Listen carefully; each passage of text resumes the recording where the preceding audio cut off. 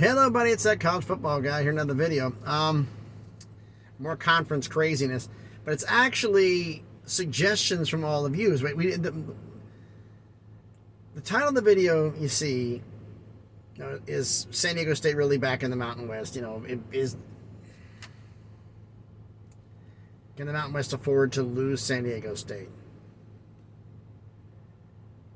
Did San Diego State screw up the letter? Yeah, they did. You don't say we formally announcing our intention to start off the jump. No. Poorly worded, and whoever wrote that letter caused this a lot of problems here. Or I should say, maybe not wrote it, dictated it. Is the Mountain West not at fault? Oh yeah, they are too, because this wouldn't hold up in court. San Diego State's gonna be back. Now, if I was the Mountain West, what would I do?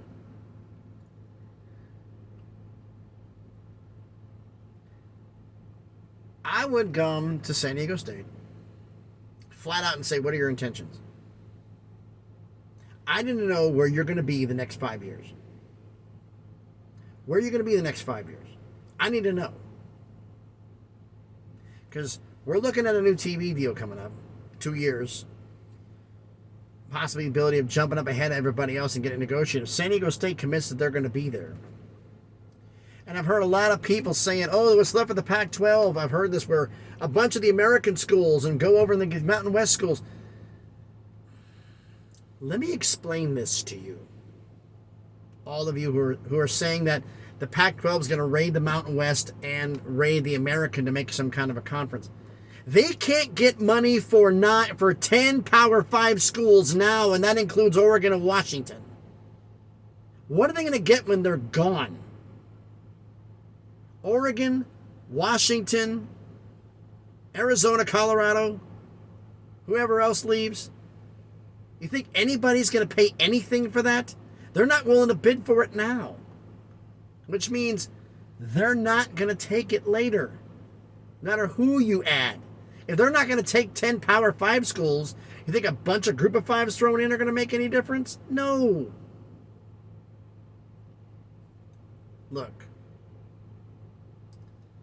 The Mountain West stands in position to pick up some of these schools. I said the possibility, it could be, I'm honestly thinking, like I said, Washington State and Oregon State would be fantastic additions to the Mountain West if this thing implodes.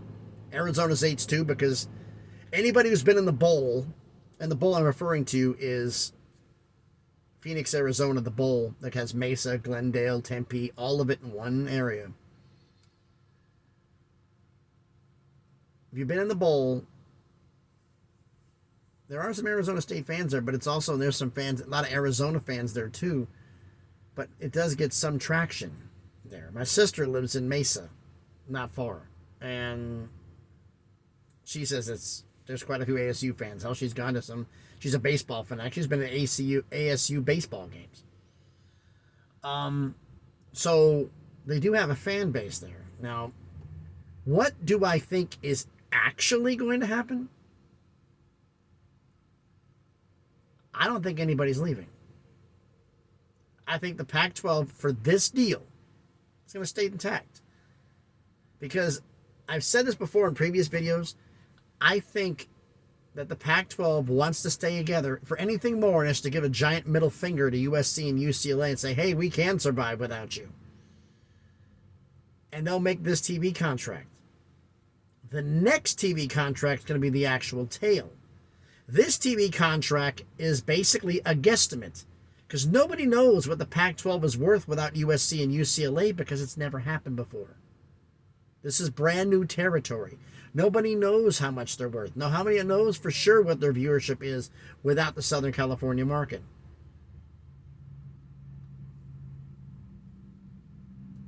I think they're going to they're going to stick together to see what happens. The next deal, that's the one that's going to be interesting. Because then you're no longer an unknown commodity. Now you're known. And they're talking 3 years, 5 years. I don't know. So there was also another situation that got brought up.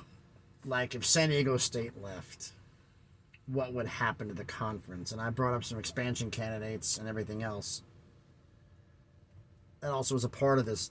But some people were going like, well, Eastern Washington would make it good. So I decided to do a little research here. Mountain West Conference expansion candidates. And I took all the ones that everybody put in the comments of the last video. Thank you, all of you, for making the suggestions, by the way. And I added them in together and basically did a little research here.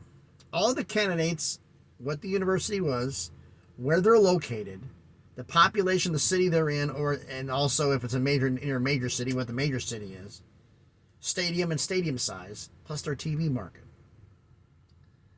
And let's see who marks off the best. And I want to hear your answers in the comments. All right, first one suggestion I made was Eastern Washington, which is in Cheney, Washington. That's where the stadium is. It's 13,027 people, according to the last census. It's near Spokane, which is 229,000 people. They're at Ruse Field, and it's 8,600 capacity. Yeah, not good enough. Sacramento State. Actually, they are in Spokane is the 67th biggest TV market. Sacramento State, which is in Sacramento, California, 525,000 people. The 20th largest stadium. They're at Hornet Stadium, which has a capacity of 21,195. All right. 20,000, I think, is pretty much the floor for a group of 5. Now, one thing I'm bringing up in here, I'm going to put in some of the subscribers' comments came in about AAC schools. I do not see any way any AA school is going to join this conference unless the Pac-12 implodes and there's 2 to 3 members of the Pac-12 in this conference. Because I'm willing to bet with CBS and Fox being the two primary TV partners, if they bring in 3 Power 5 schools, that $4 million a year is going to jump up to 7, maybe 8. It'd be a very big value. They bring in 3 especially to bring up to 7 or maybe 8. Possibly maybe even more. We'll see what happens. But moving on to the next one, it's New Mexico State. It's in Las Cruces, New Mexico, which is in the El Paso, Las Cruces TV market, which is the 91st biggest TV market. Population of 111,000. They play in Aggie Stadium with a capacity of 28,853. Then we have UTEP, which is in El Paso, Texas. Population 678,000. Part of the El Paso, Las Cruces TV market, the 91st biggest TV market. They play in the Sun Bowl. Capacity 45,971. Big stadium. In fact, it's the biggest one amongst the expansion candidates. Well, technically it's the biggest. I'll get to that in a minute. We have the AAC candidates. I'm going to do all 5 of these in a row. I don't see any of these going to the Mountain West, but they were suggested, so I'm going to give you a frame of reference. Tulsa, which is in Tulsa, Oklahoma, 411,000 people, the 62nd biggest TV market. They play at Skellfield at H.A. Chapman Stadium. They don't have an exact figure on their attendance, but it's approximately 30,000. SMU, who's in Dallas, Texas, 1.3 million, the 5th biggest TV market, playing at Gerald Ford Stadium, capacity 32,000.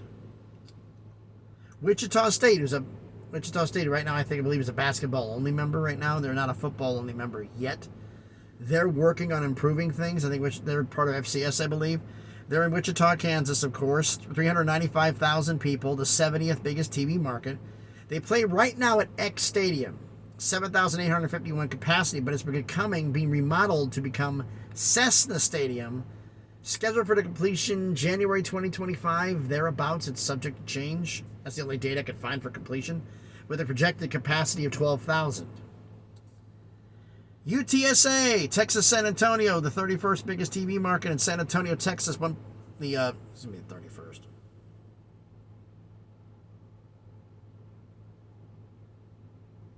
Yes. The biggest TV market. Playing in the Alamo Dome. Alamo Dome is 36,582 for football games, but the ultimate capacity, if they opened it up, is 70,000. North Texas, last AAC member, plays in Denton, Texas, 148,000 people. which is a suburb of Dallas. Ready going into that, which is the fifth largest TV market. They play in Apogee Stadium, which is 30,850. You've got Abilene Christian. Plays in Abilene, Texas, 125,000 people, the 167th biggest TV market. They play at Anthony Field at Wildcat Stadium, 12,000 capacity. Tarleton State plays in Stevensville, Texas. Population 21,117. It's kind of halfway between, it's closer to Fort Worth, but it's kind of halfway between Fort Worth and Waco. Fort Worth and Dallas Metroplex, the 5th biggest TV market. Waco, the 82nd biggest TV market. 21,000 people, I said there. They play in Memorial Stadium of 24,000 capacity. Texas State, who plays in the Sun Belt Conference. They're at playing San Marcos, Texas, which is near the Austin area, which has the 35th biggest TV market. They play at Bobcat Stadium, capacity of 30,008.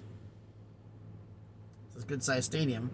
And last but not least, someone brought up North Dakota State, which I don't think they're going to come in because North Dakota State wants to stay geographically close, which to me is going to be the MAC if they go anywhere, because of where North Dakota is.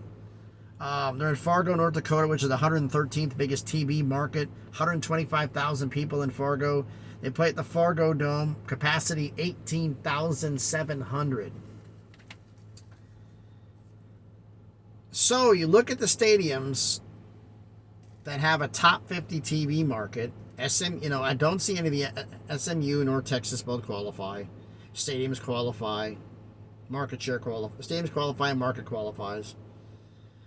Sacramento State Stadium barely qualifies, 20,000 minimal for FBS basically, and 20th biggest TV market, so they qualify. San Antonio with UTSA, they qualify. And Texas State, outside of Austin, it's San Marcos, 30,000 capacity, and it's a top 40 TV market. So, I mean, the TV market's in order because that's going to be, I think that's what's going to determine this. A lot of people is going to be the TV size because it's going to be how many viewers can you bring in since if you lose San Diego State down the road. This is if San Diego State leaves, mind you, ladies and gentlemen. Ranking them in order: North Texas, SMU, Dallas market 5th. I wrote San Antonio wrong. San Antonio was like 6th. Oh, I read 31st. That was crazy. That's not how many people they got. They got actually more than Dallas. But the 31st TV market because the Dallas-Fort Worth Metroplex is 4 million people. San Antonio, 31st biggest TV market. Sacramento, actually 20th biggest TV market. Which makes no sense in the rank. I think I got San Antonio wrong, if I can talk. Let's see here. We're doing numbers in order. 35th is Texas State for Austin, Texas. Let's see here. 62nd is Tulsa, Oklahoma. 67th. What do you mean? That's a wrong answer there. I mean, 67th is Spokane. Washington, Eastern Washington. 70th is Wichita State. Wichita, Kansas. 91st tied Mexico State and UTEP. 113th is North Dakota State with Fargo. And bringing up the rear is Abilene Christians at 167, and Tarleton technically doesn't have a TV market. It just came up. We'll see what happens there. So it's kind of cross between the 5th and the 82nd. So I have no idea what that would end up being. I have no idea what Tarleton State's viewership is, but I want you to let me know your thoughts down in the comments. One, does anybody really think the Pac-12 is going to break apart? The problem is we don't know until we see that TV deal. I have a funny feeling they're going to figure it out. And based on the candidates I have here, does any of them seem like they pop off? This is what everybody in the comments mentioned. I think any of these would be viable candidates. Like I said, the AACs, I don't see them doing it unless the Pac-12 implodes and Pac-12 members come in the Mountain West, and the Mountain West will be making more money than the American. If so, at that point, it's a possibility.